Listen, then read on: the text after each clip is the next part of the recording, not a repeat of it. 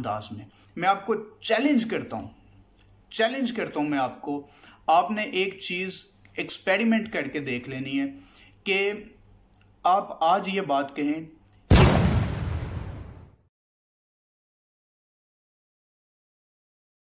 बिस्मिल्लाहिर्रहमानिर्रहीम, अस्सलाम वालेकुम। मैं Arsalan Naeem the third side में आज हम लोग बात करेंगे, शायद जितनी भी मैंने वीडियोस बनाई हैं उसमें जो सबसे अहम तरीन जो टॉपिक है उसके ऊपर, वो है कादियानियों के हवाले से और खत्म नबूवत के हवाले से। तो दो लोगों ने स्टेटमेंट दी है। एक तो जो इंजीनियर साहब हैं हमारे, इंजीनियर अली मिर्जा, उन्होंने एक बयान दिया जिसके बाद लोगों का रद्द अमल आया है, और दूसरा हमजा अली अब्बासी ने एक बयान दिया। पहले भी आज से कुछ अर्सा पहले कादियानियों के हवाले से एक बयान दिया था और अब फिर एक बयान दिया। इन दोनों के ऊपर तो हम लोग बात करेंगे इस वक्त, मगर उससे पहले एक आम तौर पे कुछ दोस्त हैं मेरे, ऐसे दोस्त अहबाब, काफ़ी लोग ऐसे देखने को मिलते हैं और आप भी यकीनन जानते हैं, जो लोग हज़रत मोहम्मद सल्लल्लाहु अलैहि वसल्लम की खत्म नबूवत पे यकीन तो रखते हैं और खुद को मुसलमान भी कहते हैं, यकीनन हैं भी, मगर एक सवाल उनके दिमाग में उठता है, क्योंकि हम उन तक ये इशू सही तरीके से पहुंचा नहीं सके, तो वो ये बोलते हैं कि अच्छा, अगर कादियानी खुद को मुसलमान कह भी लेते हैं तो इससे हो क्या जाएगा, मतलब उनको कहने दो, अल्लाह ताला उनको अज़ाब दे देगा, इसमें तुम्हें उनको रोकने की क्या ज़रूरत है। देखें, इस बात को हो क्या जाएगा को मैं सबसे पहले एक्सप्लेन करता हूँ। इस वक्त दुनिया में सबसे तेजी से जो मजहब फैल रहा है वो है इस्लाम। क्यों? ये बहुत अहम सवाल है। तारीखी तौर पे अगर हम लोग देखा जाए तो दो बातें की जाती हैं। एक तरफ वो लोग हैं जो कहते हैं इस्लाम तलवार के जोर पे फैला है, दूसरी तरफ वो लोग हैं जो कहते हैं नहीं जी, इस्लाम तलवार के जोर पे नहीं फैला, इस्लाम तो अपनी जो अच्छी बातें हैं, जो अहलाक है, किरदार है, लोगों ने उसको देखा है, उसको एडॉप्ट किया है और उसी वजह से उन्होंने इस्लाम कबूल किया। मेरे ख्याल में इस्लाम दर हकीकत दोनों तरीके से फैला है। एक वो वक्त था जब तलवार के जोर में फैला है, आपने एक इलाके को फतह किया, उसके बाद आपने निज़ाम ऐसा नाफिज किया कि लोग उससे इंस्पायर हुए और उन्होंने इस्लाम कबूल कर लिया। और दूसरा आपको मिसाल मिलती है इंडोनेशिया, मलेशिया के ममालिक की, जहां पर आपने कोई वहां पे कब्जा नहीं किया, मगर लोग आपके किरदार को देख के मुसलमान हुए हैं। मगर 21वीं सदी के अंदर तो ना आप मिलिटरीली कोई इतने ज्यादा सुपीरियर हैं कि दुनिया आपसे खौफ खा जाए या आप किसी इलाके को कब्जा कर लें और उस पर अपना निज़ाम नाफिज कर लें तो वो लोग मुसलमान हो जाए, और ना आप अहलाक और किरदार में, ये बात भी 100% ठीक है कि आप अहलाक और किरदार में भी कोई इतने इस वक्त आला मेयार पे नहीं है कि लोग उससे देख के मुतासिर हो जाएं। तो फिर सवाल ये कि फिर लोग इस वक्त बहुत तेजी से दुनिया में इस्लाम क्यों फैल रहा है और लोग इस्लाम को क्यों कबूल कर रहे हैं, ये बहुत अहम सवाल है। इसका जवाब ये है, हजरत मोहम्मद सल्लल्लाहु अलैहि वसल्लम, उनकी अहादीस और जो कुरान उन्हीं के थ्रू आया है, इसकी क्वालिटी ये है कि जो भी बात हजरत मोहम्मद सल्लल्लाहु अलैहि वसल्लम ने कही है वो हर एंगल से दुरुस्त है, और दूसरा आज भी उतनी ही रेलेवेंट है जितनी आज से 1400 साल पहले रेलेवेंट थी। आज भी कोई शख्स जो नॉन मुस्लिम है, वो नबी अकरम सल्लल्लाहु अलैहि वसल्लम की कोई हदीस सुनता है, उसको वो साइंस के मेयार पे जज कर ले, वो उसको मैथमेटिक्स के मेयार पे जज कर ले, वो उसको एस्ट्रोनॉमी के मेयार पे जज कर ले, वो उसको बायोलॉजी के मेयार पे जज कर ले, मेडिसिन के मेयार पे जज कर ले, तारीख के मेयार पे जज कर ले, मजहब के मेयार पे जज कर ले, जो मर्जी वो मेयार ले आए, उस स्केल के ऊपर जब वो उस चीज को रख के जज करता है तो पता लगता है ये बात बिल्कुल 100% दुरुस्त है। ये वो कमाल है नबी अकरम सल्लल्लाहु अलैहि वसल्लम का। और दूसरा, आज भी उनकी हर हदीस उतनी ही रेलेवेंट है जितनी 1400 साल पहले थी।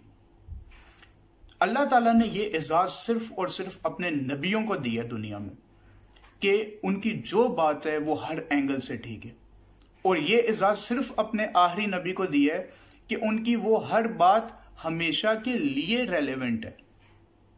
आज भी अब होगा क्या अगर आप कादियानियों को इसी तरीके से खुद को मुसलमान कहने देते हैं, वो अपनी किताबें भी पब्लिश कर देते हैं इस्लाम के नाम पे, वो लोगों की तबलीग भी कर देते हैं अपने मिर्जा की इस्लाम के नाम पे, तो कुछ अरसे बाद इस्लाम के अंदर ये बहुत सारी चीजें ऐसी मर्ज कर जाएंगी कि कल को कोई नॉन मुस्लिम जब वो इस्लाम की कोई एक चीज उठाएगा और उसको किसी मेयार के ऊपर जज करना शुरू करेगा, और वो चीज अगर उसकी का जो ओरिजिन है वो उस कादियानी के थ्रू आया है मजहब के अंदर, तो वो मेयार के ऊपर वो पूरा नहीं उतरेगी और आपको क्या कहते हैं वो शख्स कहेगा कि ये मजहब गलत है।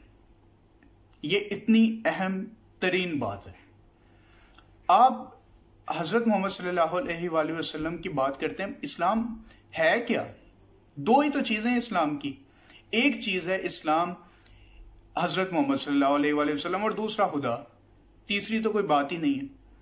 अगर आप किसी शख्स को हजरत मोहम्मद सल्लल्लाहु अलैहि वसल्लम की बात में एडिशन करने की इजाजत दे देते हैं, ओमिशन की ना भी इजाजत दें, एडिशन करने की भी इजाजत दे देते हैं, तो ये बात ऐसे ही है जैसे आप कोई एक शख्स आके आपके पास खड़ा हो गया और वो कह रहा जी मैं कोई 4 आयतें ले आया हूं, बाकी कुरान वैसे ही रहेगा, 4 आयतें मजीद उसमें ऐड कर लो। तो आप कहें कि यार ठीक है, ये बाकी कुरान पे तो ये पूरा अमल करता है ना, उसके ऊपर तो इसका पूरा यकीन है, चलो ये 4 बातें अगर ये कहता है और ये अपना कुरान इस अंदाज में छापना चाहता है तो इसको इजाजत दे देनी चाहिए। क्या ये बात ठीक है? उसी तरह नबी अकरम सल्लल्लाहु अलैहि वसल्लम की हदीस है और उनकी बातें और उनकी वो शरीयत है जो वो लेके आए हैं।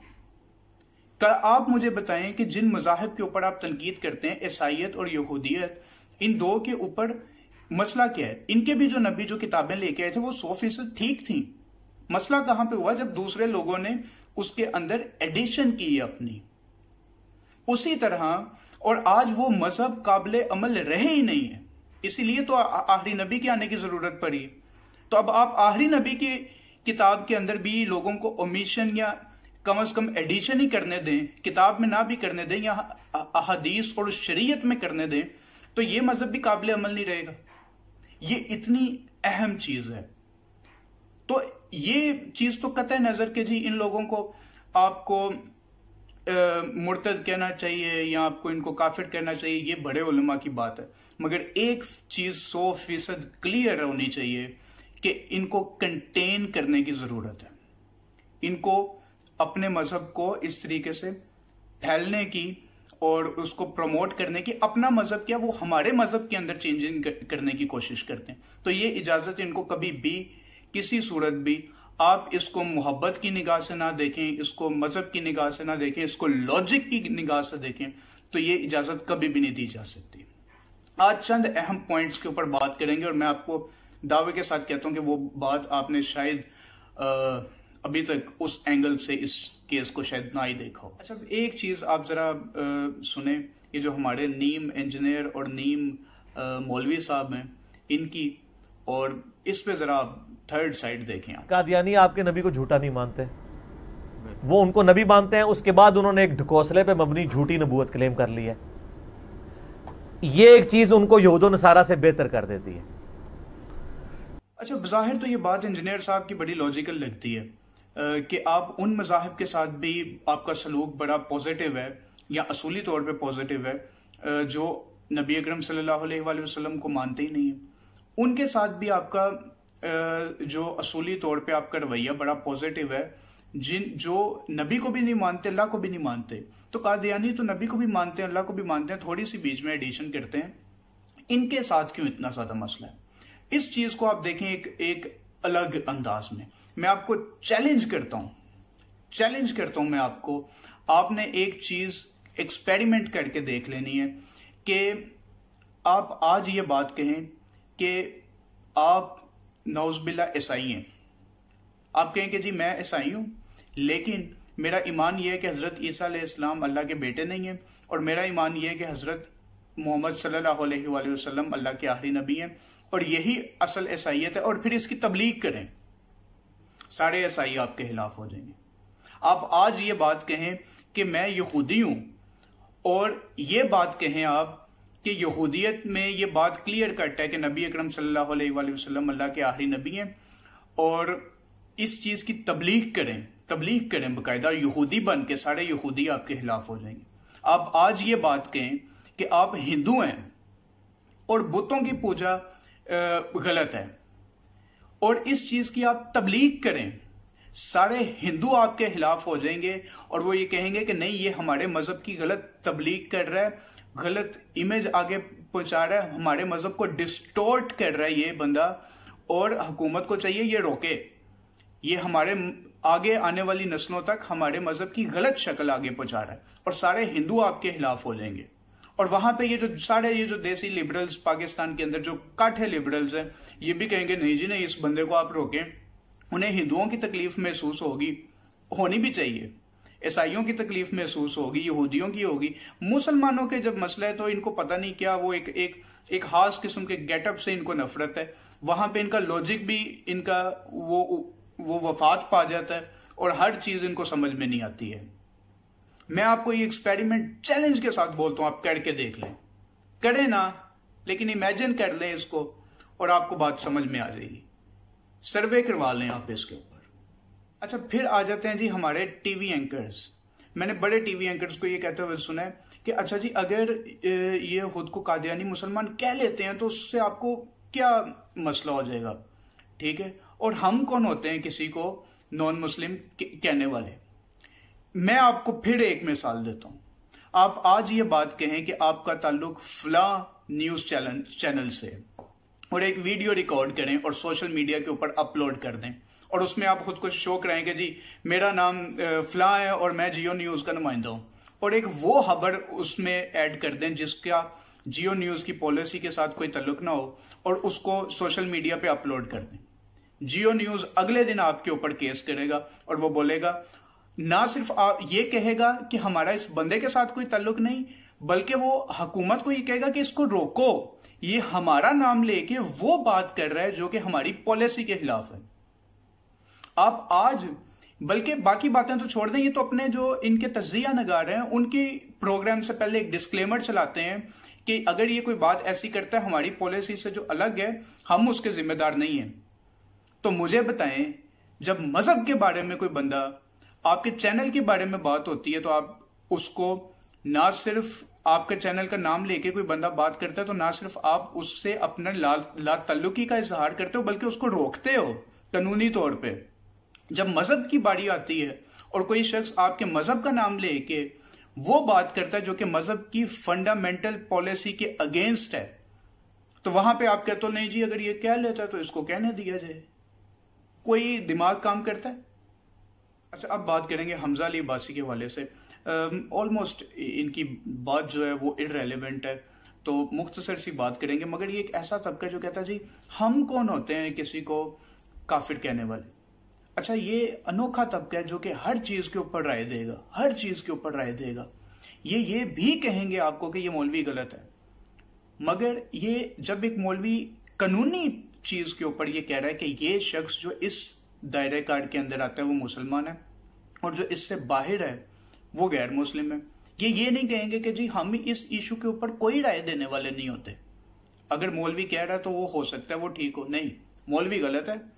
और अगर ये इनसे पूछें कि ये काफिर है कि नहीं, तो वहां पे ये कहेंगे जी हम कौन होते हैं किसी को काफिर कहने वाले।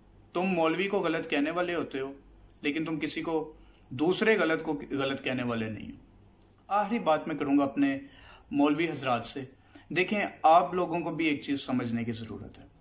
आपने वो जैसे वो एक वो वाकया ना कि वो एक शख्स कहता है शेर आया जंगल में, और वो शेर आगे होता नहीं है।